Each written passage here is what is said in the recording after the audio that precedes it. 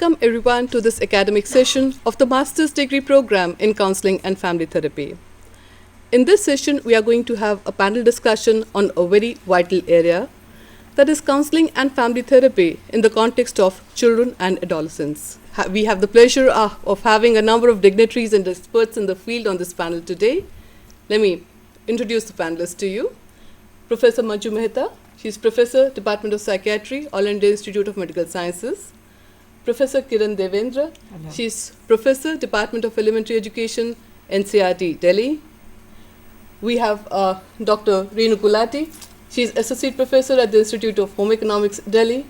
Dr. Vandana Thapar, she looks after the Adolescent Guidance Service Center at the National Institute of Public Cooperation and Child Development. And we have Mrs. Amita Mullawatal, who is the principal of one of the leading schools in Delhi, that's Springdale School, Pusa Road. So welcome everyone. Thank you. To set the ball rolling, may I pose this thematic aspect, this question to Professor Manju Mehta. What is the significance of counseling and family therapy in the context of children and adolescents today, addressing their mental health needs in the contemporary socio-cultural milieu? Thank you, Dr. Nirja. This particular theme that you have taken up for today's discussion is very important, because what we are seeing in my experience of almost more than 3 decades, now more and more children and adolescents, they are having mental health problems. There are psychological problems which are part and parcel of the development, as well as these are also because of changing societal norms, changing values and thinking patterns of parents and society.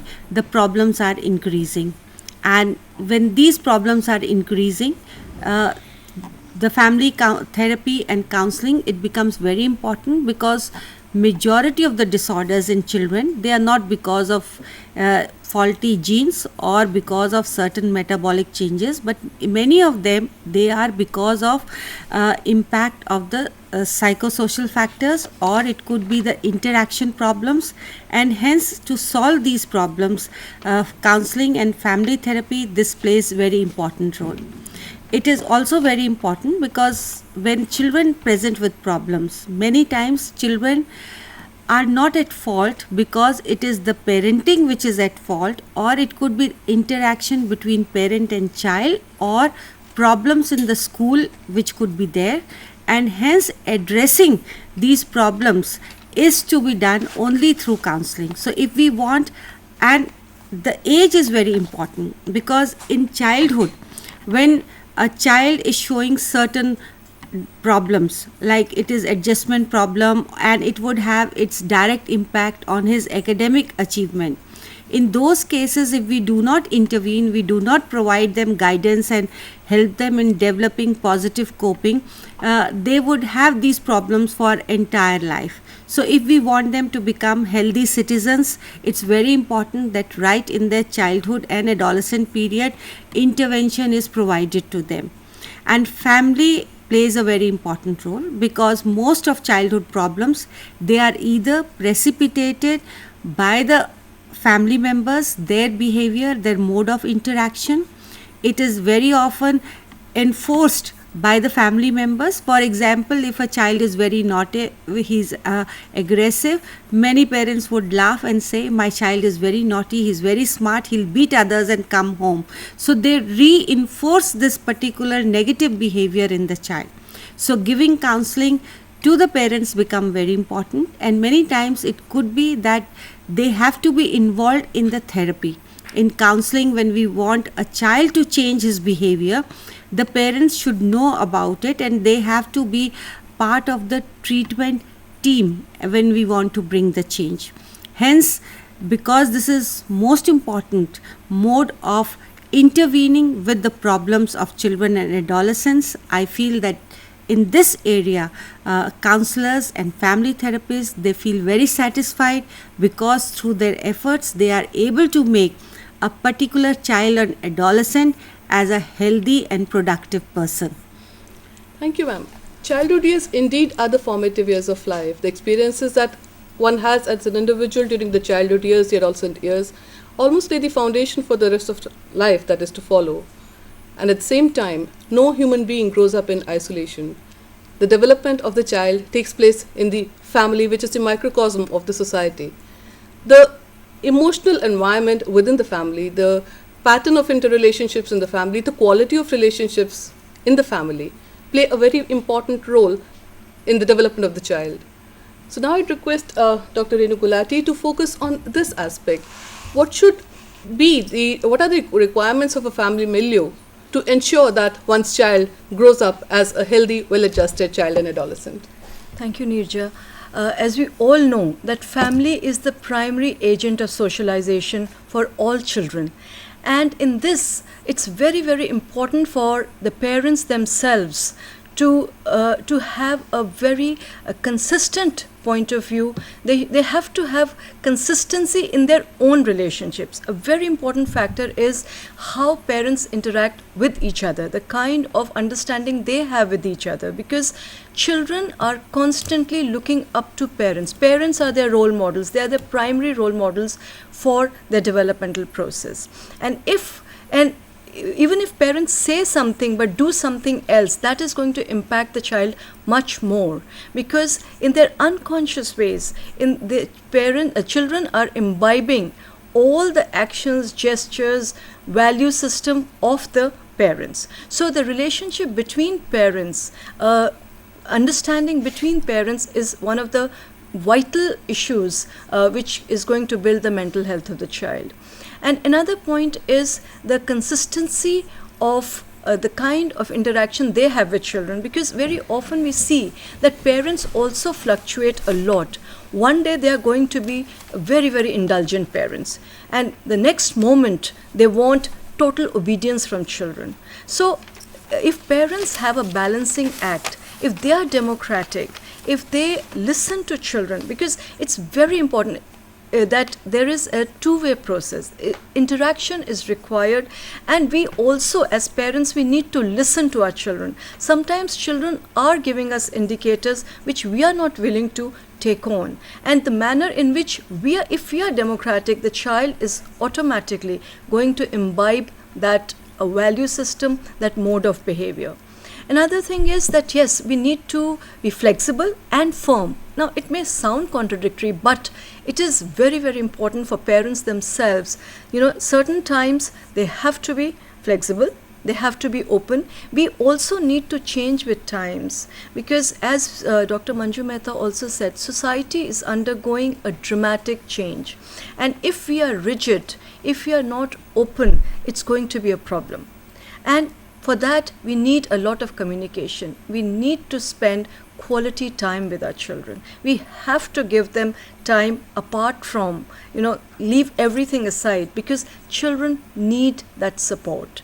Today, children are also facing a lot of competition. There are so many external factors which are playing on their mind. And it is starting from childhood. It's not only during adolescence that it is coming. It is starting from very early years. And because of that, children also feel lost. Half the time when we go to schools and talk to children, they are saying we don't know whom to talk to. If parents are not available, that becomes a major issue in then children, turn to other agents of socialization who may not be so apt in helping them, guiding them. So it becomes very important that we spend time with our children, we communicate, we are open, we are consistent and yet flexible. So this is, and also we are role models. So the manner in which we behave, we are under scrutiny all the time. We are under microscope as a parent. So the manner in which we behave, children are going to imbibe, because we as parents are the first agents whom they identify with. They're constantly looking for, identification models. And for that, parents are the ones who have to provide a sense of security. And we are the ones who have to contribute towards their self-esteem, their self-confidence. And that is one of the primary areas which is affecting the mental health of the child today. So that is, these are some of the very important features for the development of the child at any stage. And it begins very early. If we think that a 3-year-old does not, feel ashamed, or his self-esteem can be affected, the manner in which we talk to the child. We have to have respect for our children. At any stage, children need that kind of respect. They need that dignity. We can't talk down to them.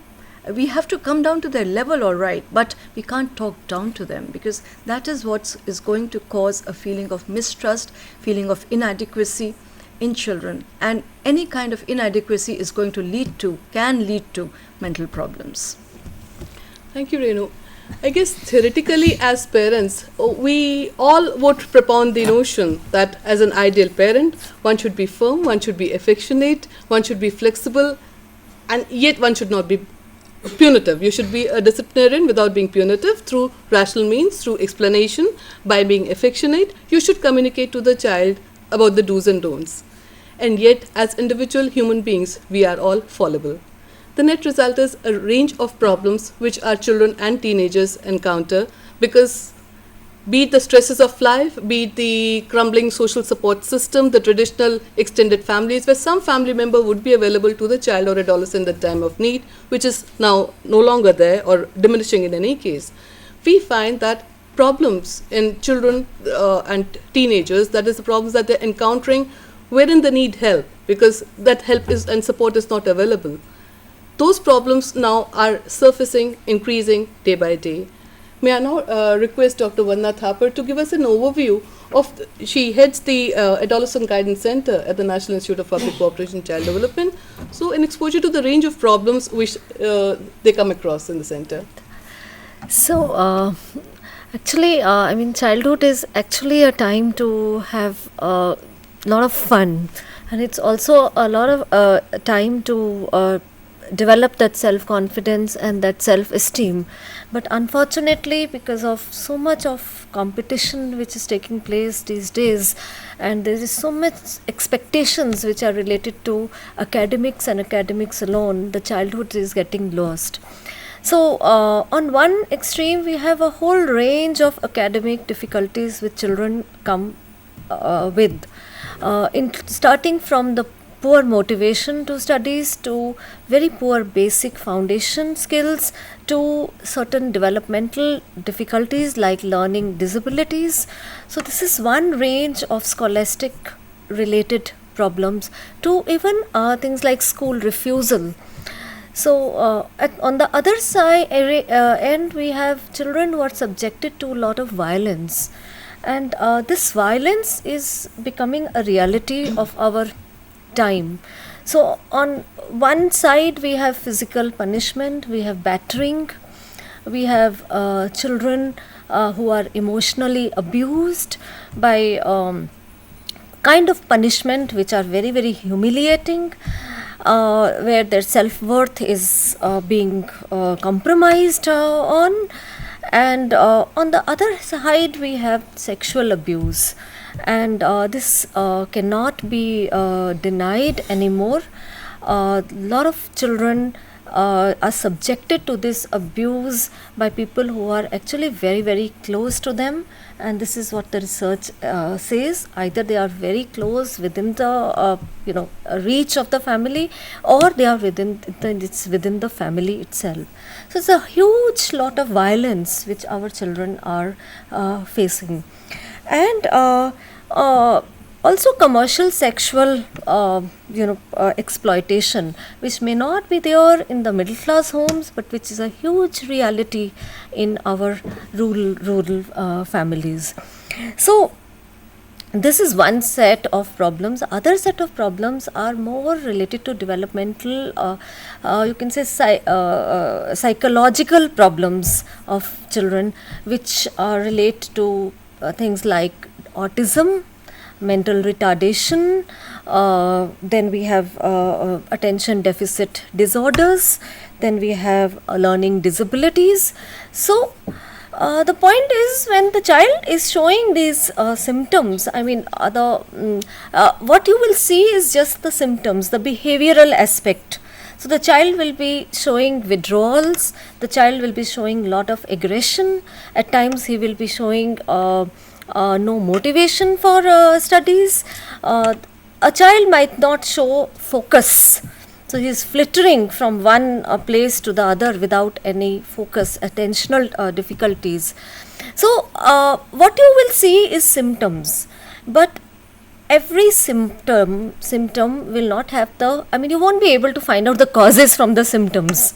What you need to do is to really work out to understand what are the reasons behind the symptoms, because the same symptoms may be behind more than one cause.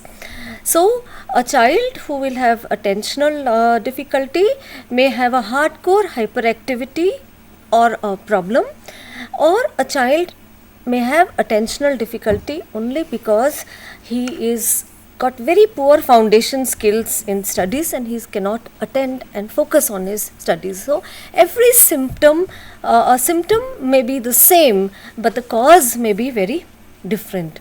So therefore we need a kind of a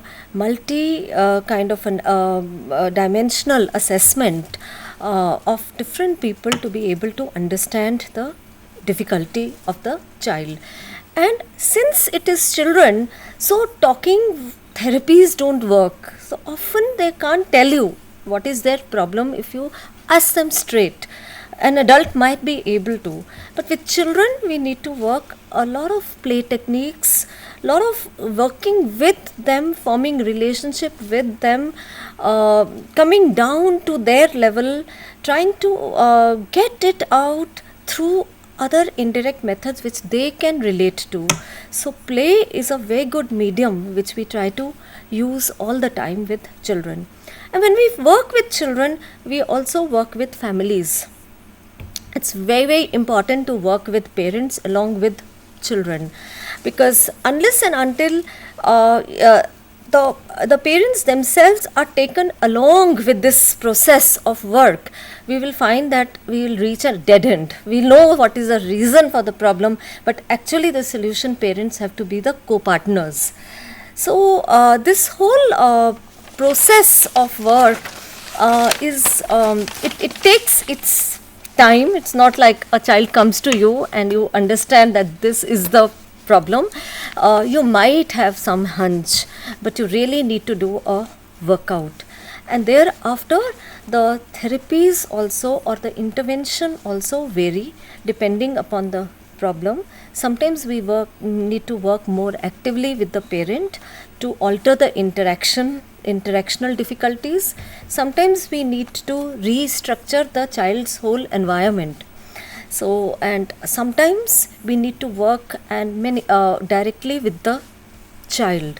So, depending on the problem, the interventions as well would vary. Thank you, Dr. Vanna.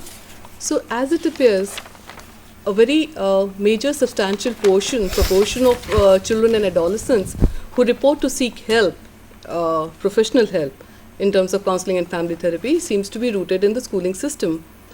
So let me now request Mrs. Amita Mulawatl, who's had years of experience of heading a school system, a particular school that goes up to senior secondary stage. So on the basis of your years of wisdom through interacting with children and parents over the years, what do you think, ma'am, are the reasons? What are the factors in the schooling system that have contributed to this growing incidence and prevalence of problems that our school children and teenagers are facing? And what support do you think can having a counselor in the whole scenario, what role can that play? What's the significance of that in helping to cope and alleviate the problem? Firstly, I'd like to say that the whole important thing is that all of what my colleagues here are saying is resonating with what we need to have done in school systems. It's a very important thing that we have to understand, that the life of a child is not a package deal. It has within it the sounds, the smells, the images of its growing up years. Having said that, what is most important is that it's not about having one counselor or two counselors in the school. It's about the entire school becoming an agency of counseling. Because the days have gone when you have one person and a child tries to miss a period to go and sit with a counselor. Now every single child needs counseling in the classroom. Essentially why? Because there are a lot of breakups that are happening in family systems. I see that every day. I have young couples who come and sit with me, whose children are in, say, nursery or kindergarten, who can't cope at one level. I have another group of parents who come to me who can't cope with their students at the middle level, and another group who turn around and tell me that their children are living like guests in their own home, and they're afraid of their own children because they're always afraid that wo kuch kar lega, something will happen. Now, if all the time the parent is in a sort of a fear psychosis that my child may commit suicide, my child may do something wrong, then there will be no question of a reasonable and a normal communication, because you'll always be on tenterhooks with the child. And so how do we look at this? Essentially, it is because there is hardly any relationship left that I see between spouses and families. Also, the only place where they can connect is when they come home in the evening, and that too, the only relationship they have with their child is, how did your day go in class? Have you done your work? Are you ready with your work? That's the only communication that I notice parents have with their children. Apart from that, there is no other communication. During holidays, they immediately ensure that the child must go to some workshop. What about quality time with themselves? The child has to have some sort of time with the parent community. As mentioned here just now, that we need to have quality time with the children. Why are we always in this huge situation where we want the child to be constantly activity oriented? The child has to spend time with the parent community. The child has to reflect on certain things. No time is given for any kind of reflection, any kind of growth. The kind of difficulties that I see in a school system, and for the last 35 years I've been working with schools at different levels. In the villages I have worked in schools, in metros I have worked in school, in smaller places of India I have worked in schools. And what have I seen? There are issues of alcohol abuse. There are issues of tobacco abuse. There are, as mentioned here by Dr. Thapar, there are issues of sexual abuse, and they happen across the board, except one is silent about these kind of things. But it's very imperative that we talk about it. It's also very imperative that we look at the way children look at learning. And as she mentioned very categorically, that violence has come into our system in a very big way. The Facebook is a violent vehicle at times, because I see a lot of cyberbullying going on the Facebook. I've just had a certain case where a young lady was very friendly with a young man, and then of course these things, they break up because these are infatuations, and the next thing you know, a whole site has been posted upon her. Now that is extremely shattering. How are we looking at these things? It's very important that we also see and we discuss with parent communities that when a child is involved with computers, how much time is being spent with the computer, and what exactly is the child doing. Very often parents feel that they're learning something through a computer, but most of the time they're having chatting. Also, the worry is that sometimes they enter chat rooms and they're associating a girl in class 8 is involving herself with a man who is 45 years old, who wants to meet her in Buddh Jayanti Park. Now, this is a very scary thing. The information technology explosion is very fine, but it also has its flip sides. How do we look at it? At a different level, now that with the RTE and the right to education, 25% of the poorest of the poor coming into schooling. At Springdales, we've had at least 35 years of very poor children coming into our schools. The classroom itself is stratified.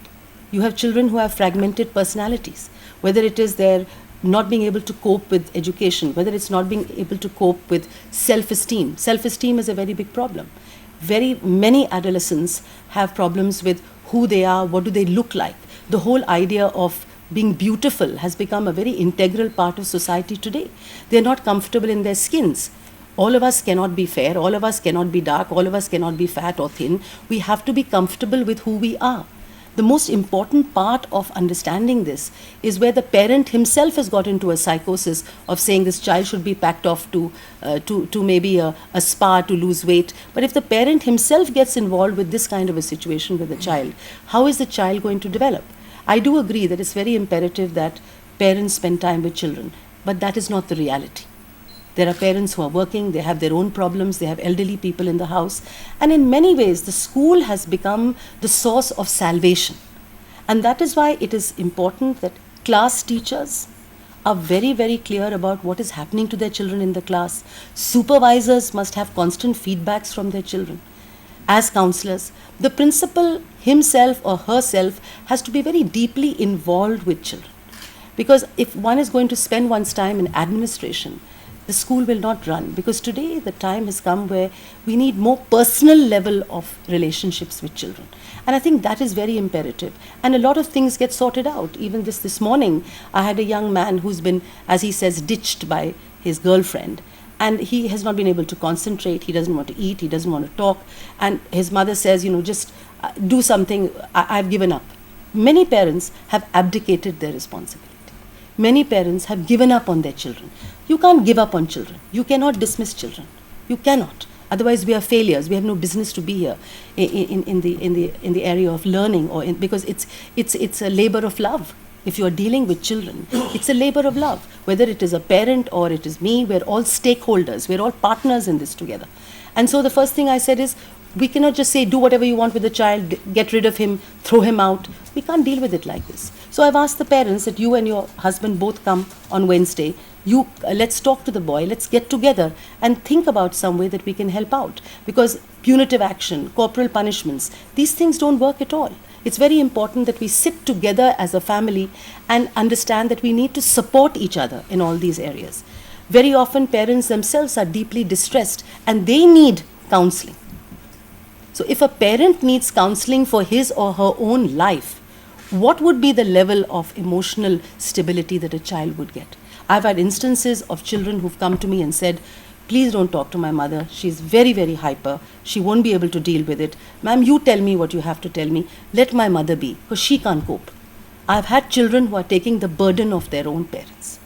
So if that is the level at which we are dealing with our kids, where children themselves are being burdened with the emotional fragmentation of their parents, where does our child go? And look at the kind of syntax that is being spoken in society, and the syntax that is being spoken in schools, and sometimes the syntax that is speaking in homes.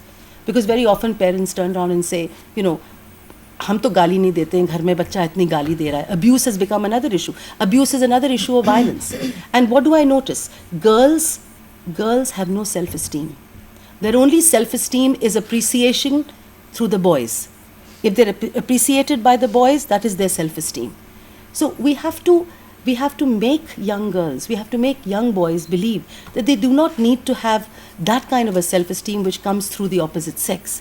A gender sensitivity has to be brought in. And this also is through parent counseling, because sometimes girls very often say, why is my brother allowed to stay out late? Why am I not allowed to stay out late? So these are things that we have to talk about. There has to be certain norms for both the children at both the levels, because that is how we are developing as progressive nations. So there are many issues that are involved here, and we need to see that we have to lead children to themselves. Counseling is about making children comfortable in their own skins, about being careful with themselves. And I think it is imperative, because it has become extremely dangerous today. It's very dangerous, because children are sort of just letting go. You have children who are running away. We have children who are running away from homes. There are children who just run away in their minds and they're not connected. So I think the whole idea of counseling has to be done as a kind of a crisis situation. And it's not about just counselors. It's not about writing a report and saying, now go off to Vimhans or go off to Educare or wherever you want to go off to and get yourself organized. No. The school cannot abdicate its responsibility in counseling. The school cannot leave it to counselors. I think we all have to become an organic unit of compassion and empathy. And only that kind of understanding will work in schools. Thank you, Mrs. Batil. Problems during childhood and adolescence. It's no longer an issue that belongs to the West. The problem has reached home, our home. Ma'am, raise the issue of gender sensitivity. I would like Professor Kiran Devendra to focus on that, and thereafter, though each speaker has spoken about the ray of light, the spark of hope, but thereafter I would like them to spell out more concretely how does one clear the mess? What is therefore the potential of counseling and family therapy, which may at various levels, whether it's through peer counseling, whether it is sensitizing the parents of the children or adolescents. If school is the only interface, then maybe those workshops and whatever are organized in the school. whatever be the mode. I mean, workshops for teachers, workshops for parents, the children, and orienting all the school teachers so that any empathic human being that the child finds as a teacher is able to act as a professional counselor vis-a-vis that particular child. So after Professor Kiran Devendra talking about aspect of gender, the need for gender sensitivity and dwelling on the positives, maybe a couple of words from all experts, as since we don't have much time, to the ray of hope. Ma'am. I thought we crossed the bridge when it comes. You have said that I speak and then after that everybody else speak. We need to take one step at one time and we cross the bridge only when it comes. And talking about gender sensitivity, gender equality, I think we in NCERT have done a lot of work, and our role has been a lot in giving our inputs to the policy development as well. When the NPE 1986 was formed, the National Program of Action, and now when the education becomes a fundamental right, we have always had to have played a very positive role. And as far as the gender is concerned, I would like to say that Amita was the only person who was using he and she for the child, because the child is just not he alone. That I have always been, and this happens even in the international conferences, because we do tend to believe that the child is he and he alone.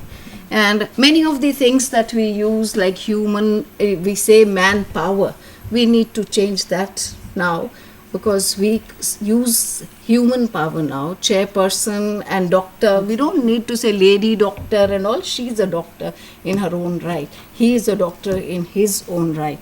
So as far as the gender sensitivity is concerned, I think in the textbooks in NCERT, we have been working since 1986 for taking away the gender bias from the textbooks.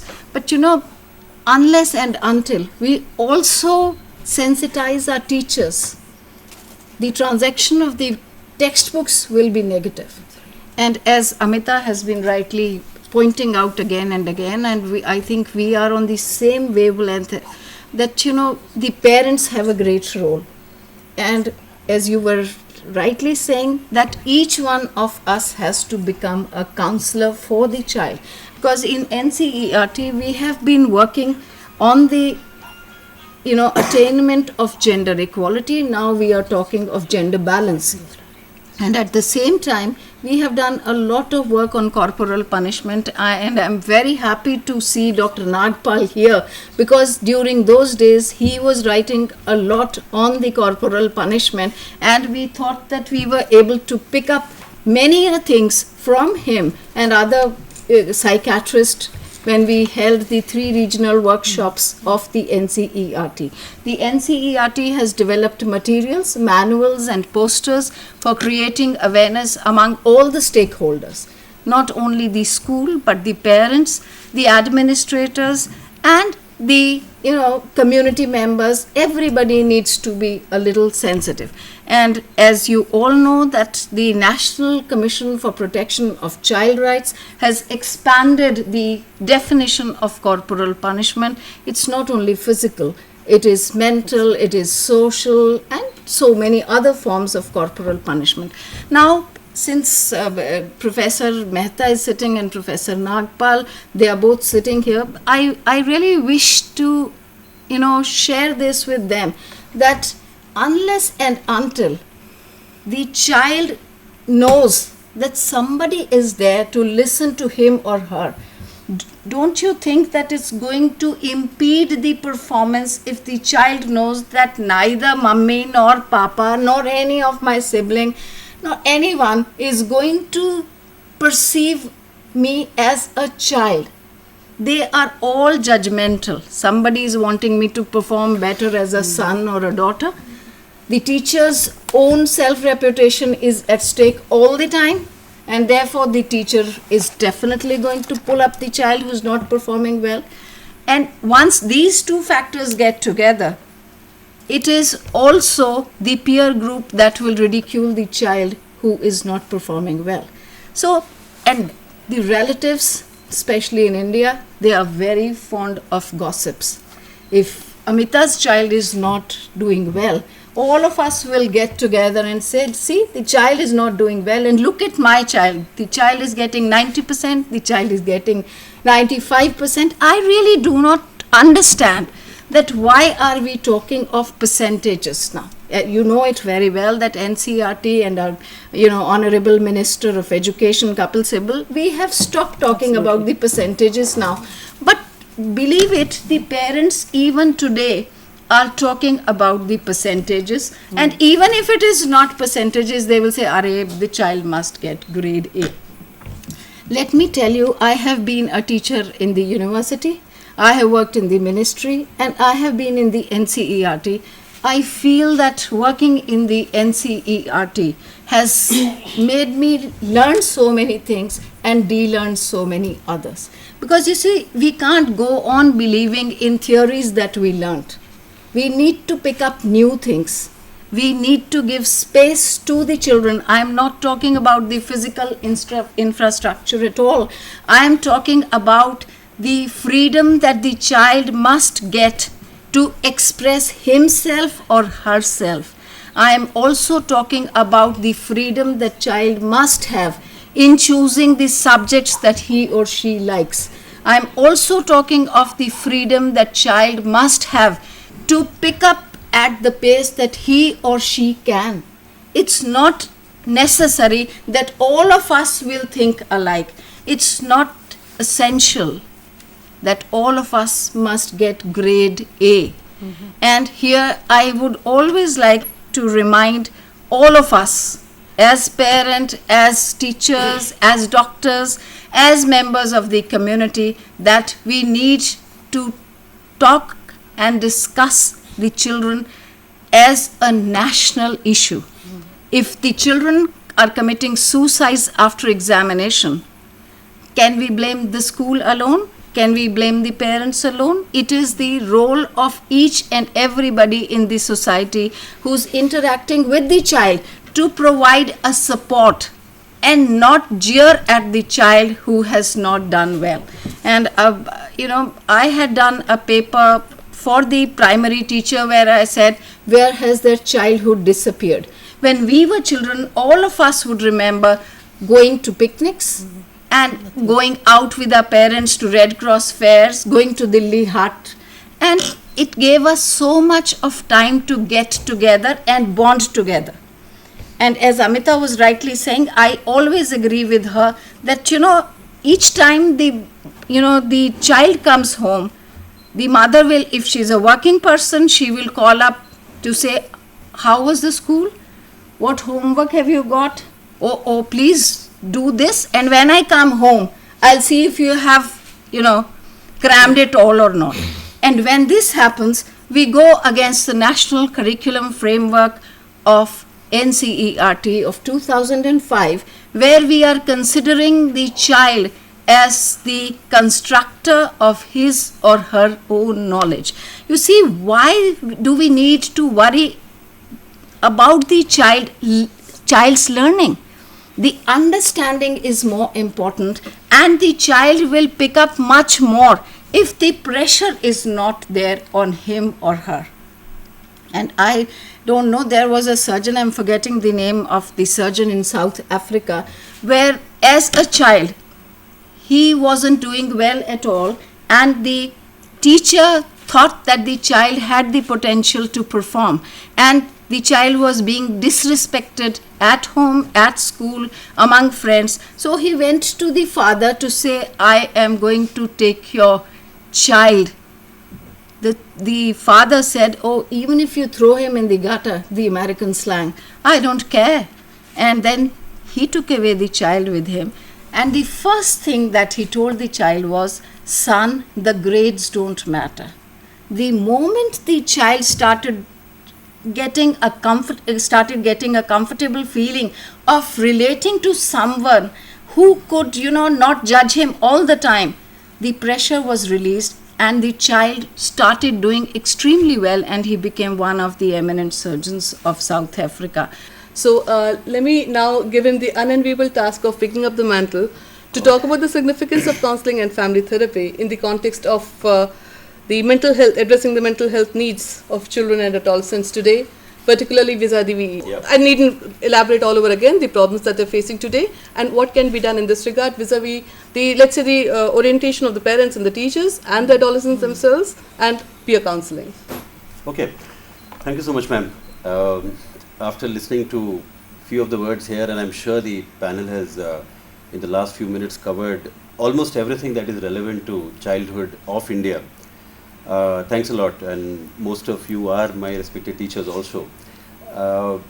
It's a great honor to be here, and thanks to you, Dr. Nirja and Dr. Amiteshwar, for making this day a reality in our lives, not in the lives of the children alone. To me, there are only few words I wish to share. I'm sure the mantle has been already taken up. I, for one, would also feel a little worry in the changing times and what we are going through. For the matter that to me, children and childhood has often got a little confused place at the moment.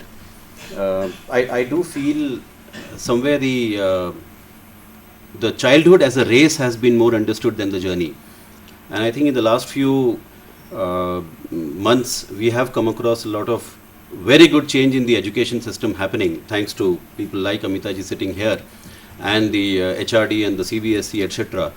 I also see a confluence, a convergence of education and health coming together. And there would be a possibility to see a lot of happenings in the future where holism is taken care of. I heard about you talking about the convergence. And I think that, yes, this is the right time.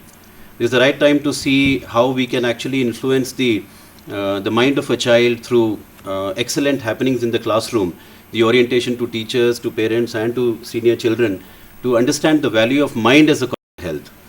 And I don't agree that, yes, it is the only way to look at counseling and family therapy as the answer, but yes, we need to look at education system on a larger platform.